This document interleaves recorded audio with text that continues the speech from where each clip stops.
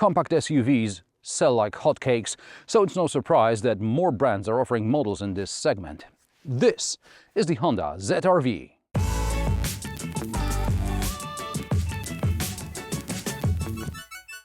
Let's put our living stereo stylus in this groove.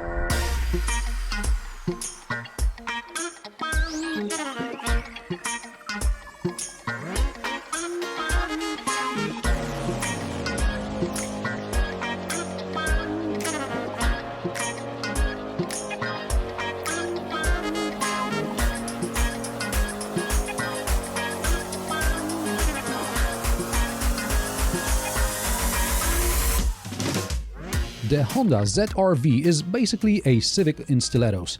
The Civic has a longer wheelbase and a larger boot, but other dimensions are similar.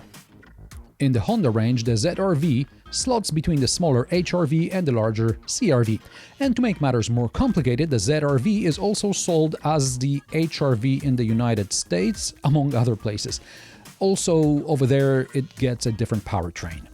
In Europe, the ZR-V competes with models such as the Kia Sportage, Nissan Qashqai, Skoda Karoq, Toyota Corolla Cross and Volkswagen Tiguan. The difference is that Honda offers only one powertrain version, more on that in a moment. Visually, the ZR-V reminds me a bit of the Mercedes GLC. That front end wouldn't look out of place on an AMG model, and the rear three-quarters view is pure GLC. Also, Honda has a real exhaust, not some plastic fakery.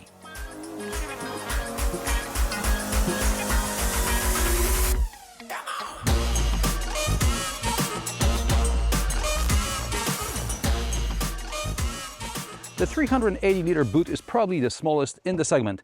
This is the top advanced trim. Lower trims don't get a subwoofer, so they get 10 liters more boot capacity, 390. For comparison, the Toyota Corolla Cross has a 390-liter boot with all-wheel drive, which the ZR-V doesn't have, at least not in Europe. On the plus side, there are shopping bag hooks. The floor splits into two parts and half of it can be used as a barrier to keep stuff from flying about. The parcel shelf fits into the storage compartment under the floor, and with the seats folded, you get a true flat loading space. The electrically operated tailgate can be opened and closed with gesture. There is also a button that activates a proximity sensor, so you can pick up your luggage and the hatch will start closing only when you move away.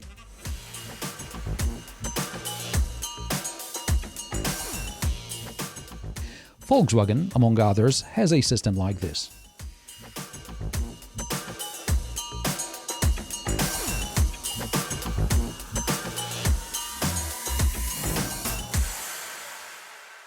There's plenty of legroom, and it seems also the headroom is good. However, good headroom in this case is just a result of the seats being tilted more than I'd like them to be, and there is no tilt adjustment. If they were more upright, headroom would be scarce. Also, the backrest angle eats into the cargo space. And if this wasn't enough, the floor is quite high, so my thighs are in the air all the time. Now, the door pockets are just barely big enough for my water bottle. There are also pockets in the seat backs. There are two USB ports, air vents, and there is also an armrest with two cup holders here, but there is no ski hatch.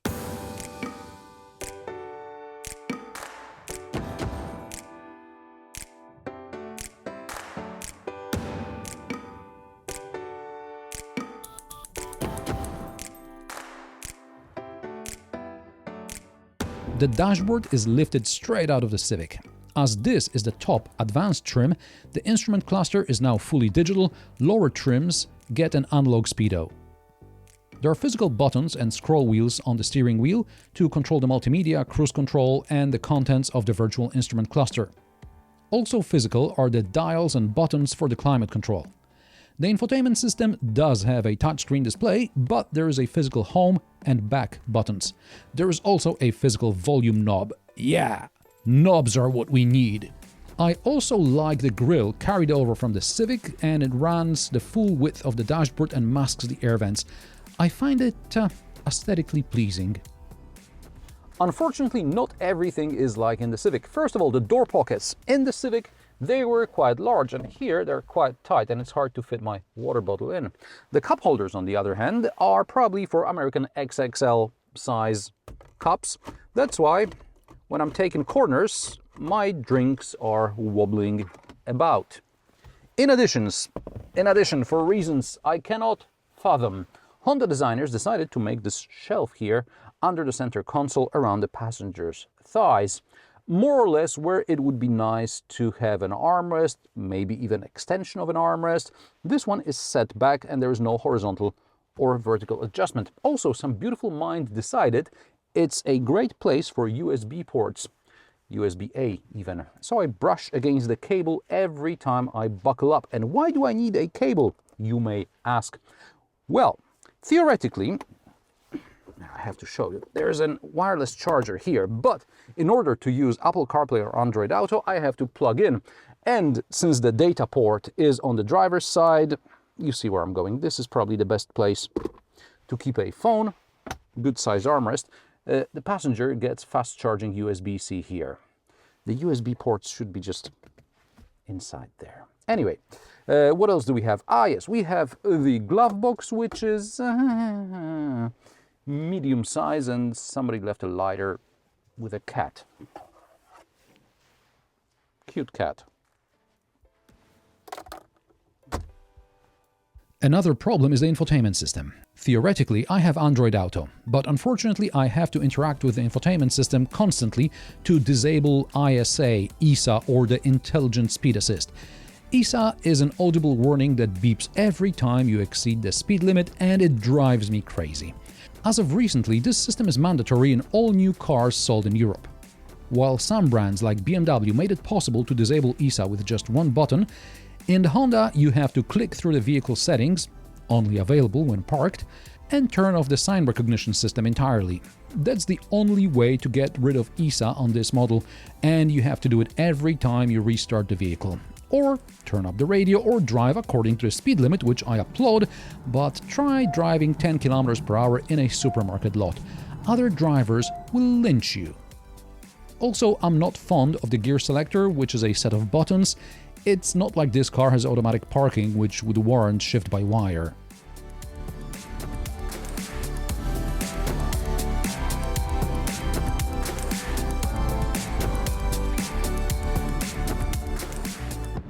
For the past few years, Honda has mainly promoted the EHEV, or hybrid powertrain. This is a setup where the internal combustion engine is mainly a power generator. Most of the time, this car runs on electricity, which is stored in a small traction battery and is additionally generated by the internal combustion engine. Only at higher speeds, a clutch engages and the engine powers the front wheels. At the same time, the engine also generates some excess energy and recharges the traction battery for later use. Now, in the official press release, this car has a CVT. Honda used to call it eCVT, but then it turned out it's actually not eCVT, but something completely different. And at some presentation a few months ago, a Honda engineer told the media they don't understand, because basically there is no transmission here. I wish they had made up their minds about it and, maybe came up with a better explanation. Anyway, from the driver's perspective, it doesn't really matter because the system works seamlessly and even imitates an automatic transmission when you accelerate harder. See, there was like a gear change, but only in normal mode. When you press the pedal to the metal in sport mode, it just sounds like CVT. No connection to the revs and acceleration whatsoever.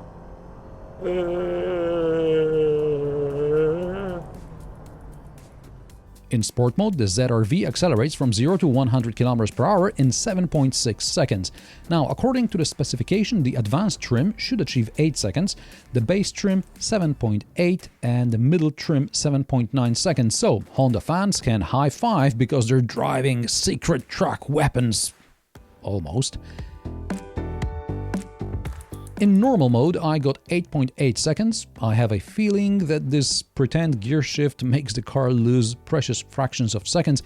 However, on wet tarmac, and that's what I'm dealing with during filming of this car, the front wheels often break traction when taking off. All this electric torque going to the front wheels, a hybrid kicked in, yo! Driving the ZR-V around town is pleasant as the internal combustion engine rarely turns on, and even if it does, it operates at low revs, so you can hardly hear it. Fuel consumption in normal city driving falls even below 5 liters per 100 kilometers, which is in line with the manufacturer's figures. It is only when you're going outside the city that the fuel consumption increases. A longer trip on the motorway will cost you 8-9 liters per 100 kilometers. Fortunately, the Honda has a 57-liter tank, so range is not an issue. Also, outside the city, it gets a bit noisier. Even if the engine doesn't howl just yet, there is considerable road noise. And Honda has great aerodynamics, but they should have done something better to isolate the underside. Now, the faster you go, the more you can hear the engine, and in addition, and I know this from Anna because I can no longer hear high-pitched sounds, when the internal combustion engine is turned on, there is something that sounds a bit like a dentist drill, especially audible in the passenger's seat. Now, I can't hear it, so I'm just repeating Anna's account. Perhaps the ZR-V not only looks like a Mercedes, but is also aimed at a similar target group that doesn't hear much anymore. In Europe, we only have the ENG powertrain, but in the States there is a different engine and optional all-wheel drive as well. When I drive the ZR-V, I feel the platform is capable of much more than this hybrid delivers. Cornering is fun, the steering is direct, damping is great for this segment, and the 18cm ground clearance is higher than in many other compact crossovers. If only in Europe it were possible to order the ZR-V with all-wheel drive. On the negative side, I'll start with the seats. They aren't as bad as in the Toyota Corolla Cross. And now the seats. Unusually, I'll start with the front passenger seat, which is unbearably bad. You sit as if on an uncomfortable stool, and after a few minutes of kind of squirming around, you get fed up. I drove all day with Anna in the right seat, and I couldn't figure out what she was moaning about. The driver's seat is not perfect, but it's good enough. We switched, and I lasted maybe 15 minutes riding shotgun. This is bad. Let me out. But I'm surprised a car with electric seats in the highest trim doesn't get lumbar support adjustment. So that's one thing.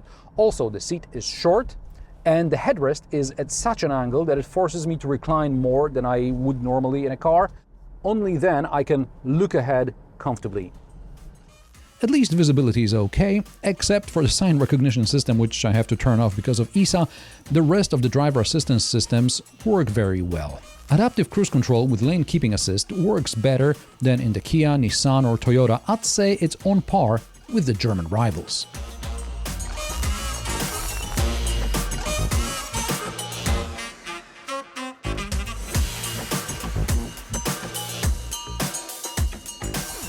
Prices of the Honda ZR-V start at €43,900 for the Sport trim. I'm quoting the German prices here, and there doesn't seem to be the base elegance trim in that market. This is the top trim called Advance, and with options, this car costs €48,690. Honda ZR-V competes in a popular segment, but it has neither leading performance nor is it particularly versatile or spacious. It's a city crossover, but maybe that's what you're looking for. Book a test drive and let me know what you think. If you like my sarcastic, down-to-earth and possibly mildly amusing car reviews, join me every Friday at 3 p.m. Central European Time, and don't forget to subscribe and like this video as it helps me with the YouTube algorithm. Thanks for watching, and I will see you in the next one.